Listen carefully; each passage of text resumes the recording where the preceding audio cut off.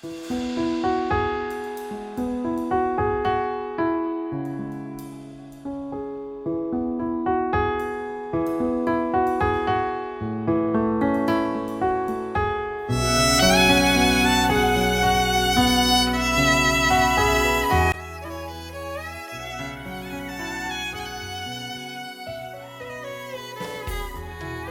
కానీ అమ్మ చేతిలో రుచి ఉంటుందో, అమ్మ చేసిన వంటలో రుచి ఉంటుందో తెలియదు. కానీ బాగా ఆకలికొని వచ్చినటువంటి పిల్లవాడు అమ్మ చేసి తినిపిస్తూ ఉన్నప్పుడు ఆ రుచి చాలా అమృతంగా అనుభవిస్తాడు. ఇది ప్రతి ఒక్కరి జీవితంలో చిన్ననాడు ఖచ్చితంగా అనుభవించి ఉంటారు. అవును, అమ్మ చేసిన ఆ వంట, అమ్మ తినిపించిన ఆ ముద్ద అంత రుచిగా ఉంది కాబట్టే అమ్మ చేతి వైపు మనం చూడాలనిపిస్తోంది. మంచిది. దేవుని యొక్క చేయి కూడా అంత మంచిది. ఆయన చేయి కోసం, ఆయన గుప్పిలి కోసం సర్వజీవులు కూడా ఎదురు చూస్తూ ఉన్నాయి. కీర్తనల గ్రంథం 145 15వ వచనం నుంచి 16 వచనాలు. సర్వజీవుల కనులు నీ వైపు చూచుచున్నవి, తగిన కాలమందు నీవు వారికి ఆహారం ఇచ్చుదువు. నీవు నీ గుప్పిలిని విప్పి ప్రతి జీవి కోరికను తృప్తిపరచుచున్నావు. ప్రభునందు ప్రియులారా, ఆయన గుప్పిలి విప్పి ప్రతి జీవి కోరికను తృప్తిపరుస్తున్నాడని అర్థమవుతుంది. అందుకనే సర్వజీవుల కనులు నీ వైపు చూచుచున్నవి, తగిన కాలమందు నీవు వారికి ఆహారమిచ్చుదువు. సకల జీవులలో మానవ జీవి కూడా ఉంది. అందుకనే ఆయన గుప్పిలి వైపు చూడటం ఎంత మేలు. ఆయన గుప్పిలిలో అది ఆరోగ్యకరమైన ఆహారం ఉంది.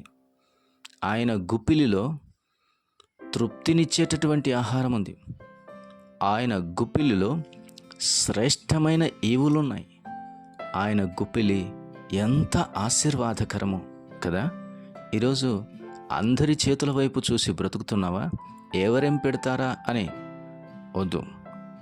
ఒకవేళ ఇంకెవరి వైపు నాకు చూడాల్సిన అవసరం లేదులే, నా గుప్పిలి నాకు చాలు అనుకుంటున్నావా? కొంచెం సేపు ఆగు.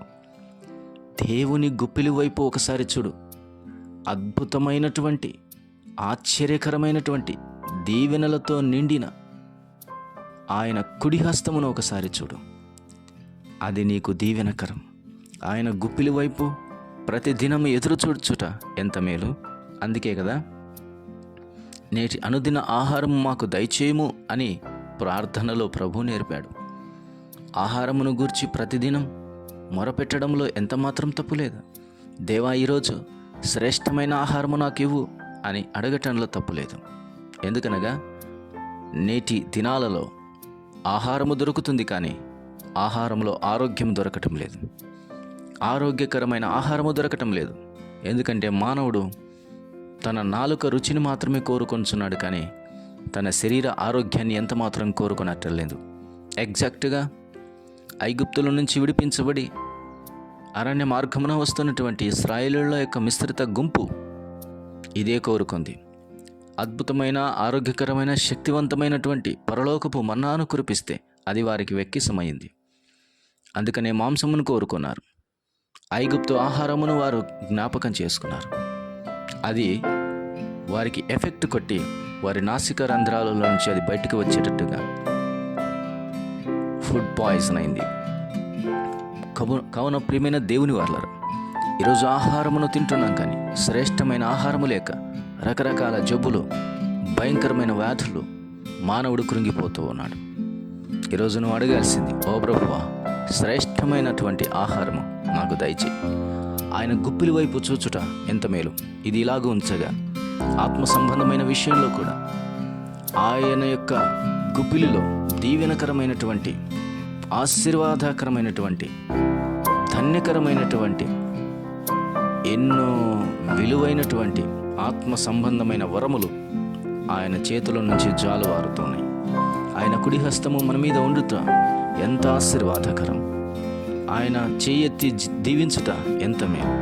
ఆయన నీ గుప్పిలి విప్పి మా ఆహారమును, అనగా మా ఆరోగ్యకరమైనటువంటి ఆహారమును మాకు దయచేయము. అదే నీ కుడి హస్తముని ఎత్తి మా ఆత్మ సంబంధమైనటువంటి ఆహారమును కూడా మీరు తీర్చుమని ఆయనను అడుగుట ఎంత మేలు. ఆయన వెదజల్లగా సకలమైనటువంటి దీవెనలు మొలుస్తూ ఉన్నాయి. ఆయన ఆజ్ఞేయగా అనేక గొప్ప కార్యములు కలుగుతూ ఉన్నాయి. ఆయన కుడి హస్తం, ఆయన గుప్పిలి ఎంత మేలు. ఆయన గుప్పిలి విప్పాడంటే ప్రతి జీవి కోరిక తృప్తిపరచబడుతూ ఉన్నది. ఎన్ని కోరికలలో మానవుడు తిరుగుతున్నాడో తెలియదు, కానీ భక్తుల కోరిక శ్రేష్టమైనది, భక్తుల కోరిక విలువైనది, భక్తుల కోరిక దేవుడు తీర్చాలనుకునేది, భక్తుల కోరిక దేవునికి ఇష్టమైనది. అందుకనే తన యందు భయభక్తులు గల వారి కోరిక ఆయన నెరవేర్చును, వారి మొర్ర ఆలకించి వారిని రక్షించును. ఇది దేవునికి ఇష్టమైనటువంటి కార్యం. ఈ ఉదయకాల సమయంలో అనేక గుప్పిళ్ళు నిన్ను మోసం చేస్తుండవచ్చు. అనేక గుప్పిళ్ళు తెరిచినప్పుడు అందులో విషపూరితమైన ఆహారం కనపడవచ్చు.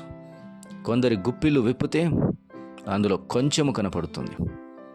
కొందరి గుప్పిళ్ళు నిరాశ నిస్పృహను కలగచేస్తాయి. కొందరి గుప్పిళ్ళు స్వార్థాన్ని చూపిస్తాయి. కొందరి గుప్పిళ్ళు శత్రుత్వాన్ని చూపిస్తాయి.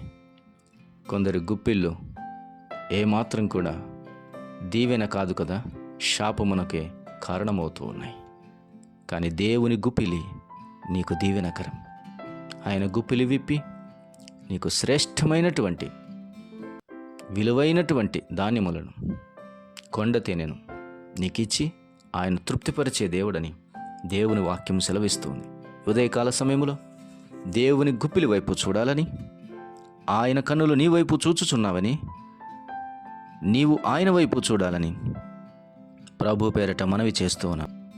దయగల తండ్రి స్తోత్రం. మాటలు దీవించండి, వినవారి హృదయాలు కరించమని క్రీస్తు యేసు నామమున అడుగుచున్నాము తండ్రి.